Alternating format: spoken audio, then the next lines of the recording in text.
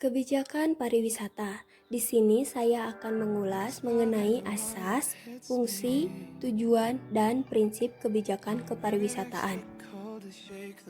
Kebijakan kepariwisataan terkait erat dengan perencanaan kepariwisataan. Menurut Edgel dan kawan-kawan, pada tahun 2008, perencanaan kepariwisataan memperkuat kedudukan kebijakan kepariwisataan dan pembangunan. Edgel dan kawan-kawan pada tahun 2008 mengemukakan bahwa model perencanaan pariwisata mencakup pernyataan visi dan misi yang diikuti oleh serangkaian tujuan, sasaran, strategi, taktik dalam pembangunan pariwisata. Apa itu kebijakan? Kebijakan atau polis adalah sebuah instrumen pemerintahan, bukan saja dalam arti government yang hanya menyangkut aparatur negara, melainkan pula governance yang menyentuh pengelolaan sumber daya publik.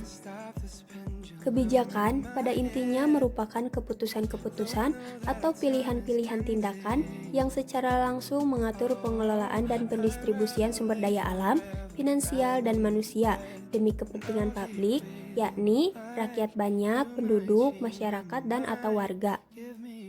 Kebijakan merupakan hasil dari antara berbagai gagasan, teori, ideologi, dan kepentingan-kepentingan yang mewakili sistem politik suatu negara. Apa itu kebijakan pariwisata? Golder dan Ricci pada tahun 2006 mendefinisikan kebijakan pariwisata sebagai regulasi, aturan, pedoman, arah dan sasaran pembangunan atau promosi serta strategi yang memberikan kerangka dalam pengambilan keputusan individu maupun kolektif yang secara langsung mempengaruhi pengembangan pariwisata dalam jangka panjang dan sekaligus kegiatan sehari-hari yang berlangsung di suatu destinasi. Asas kebijakan pariwisata. Apa itu asas? Asas adalah dasar atau hukum dasar menurut Kamus Besar Bahasa Indonesia. Kepariwisataan diselenggarakan berdasarkan asas berikut. Pasal 6, pembangunan kepariwisataan dilakukan berdasarkan asas sebagaimana dimaksud dalam pasal 2. Artinya, pembangunan kepariwisataan dilakukan berdasarkan asas yang diwujudkan melalui pelaksanaan perencanaan pembangunan kepariwisataan dengan memperhatikan keanekaragaman, keunikan dan kekhasan budaya dan alam serta kebutuhan manusia untuk berwisata.